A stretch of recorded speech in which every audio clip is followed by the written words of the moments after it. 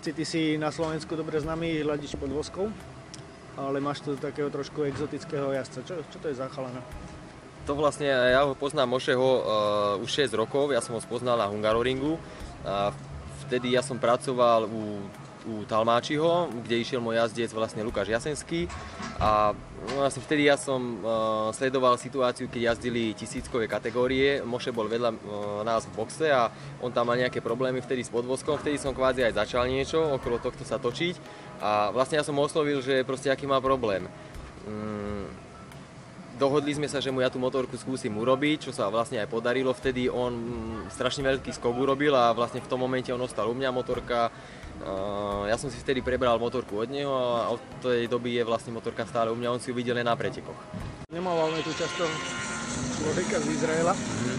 Rýchly je hrom, akorát som videl, že teda má nad 100 kg. Jak sa ladí taká motorka? Ako u neho to jednoduché nebolo, jednak on vtedy začínal na Pirelli. Pirelli, ako známa pneumatika konštrukciou, je mäkký kord.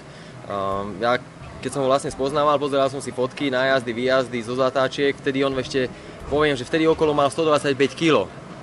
Mimo oblečenia, všetkého. A vlastne pozeral som si fotky, videl som pri brzdení, motorka ide po disku, výjazd, motorka ide zase po zadnom disku. To proste strašne extrémny robil. On sa bál vtedy prejsť na tú Dunlopu, ja som mu to odporúčil, pozri, skúsme Dunlopu, je to tvrdší kord, myslím si, že to bude lepšie.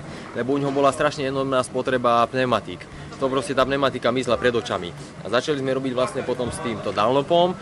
Úspech to malo, cítil tú gumu, ale podvozok naladiť na neho, ja keď som to diskutoval aj s človekom od Elnisa, som mu povedal, že aká je situácia, potrebujem také pružiny. Otázka znela naspäť, že aká je váha, hovorím 125, že ešte raz sa ma opýta, že aká je váha jazdca, hovorím 125 kg, tak nechápali. V podstate tak poviem, že jednoduché to určite nebolo. Musel som ja vychádzať z toho, že on tú motorku strašne zaťažuje. Jednak ako pri tých prejazdoch za táčkami pomaly nebol, išiel rýchlo, odstredivá sila, vlastne to celé tlačilo ten motocykel stále nižšie, tam hrozilo vlastne nebezpečenstvo, to aj čo sa nám potvrdilo, že on v zatáčke chytal motor. Pravú, ľavú stranu zvykol na tom aj padnúť, takže bolo potrebné začať najprv pracovať s ním, aby mi on odľahčoval tú motorku, aby on pomohol svojim pohybom na tej motorke ísť rýchlejšie. Zase okay, nebolo to jednoduché 120 kg udržať, no mal som akože s ním dosť veľa poťaží, ale nakoniec sa to podarilo. Včera tretí, dneska karambol hneď na začiatku. Čo teraz s motorkou? Ja si myslím, takto poznamenám k tomuto, že dobre, on rýchly je, hlava je strašne rýchla, jediný veľký handicap je to, že je strašne ťažký. Jednak nevie sa za tým plexisklom schovať, strašne veľkú masu vzduchu on pred sebou tlačí a tiež nedokáže tak pracovať na tej motorke telom ako nejaký 70-60 kilový pilot.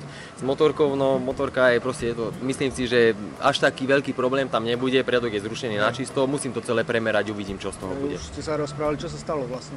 On premotivovaný bol, proste dobre, nežišiel 2.12 čas. Na to, že aký on je a aká je motorka, si myslím, že je to celkom dobré, ale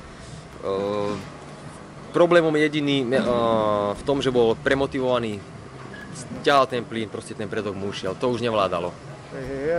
Toto, čo sme tam videli, len tak, že predok mu ušiel, trafil obrubník a už to lietalo 2 metre. No, to bolo aj možno, že aj 5 metrov, akože dobre, rána to bola riadna, tá motorka išla na šrot, si myslím. Tak, hovorím, musím to pozrieť, rozobrať a potom budem vedieť, že čo s tou motorkou ďalej. To ja ho musím informovať, že bohužiaľ taká je situácia, ale s tým to treba počítať.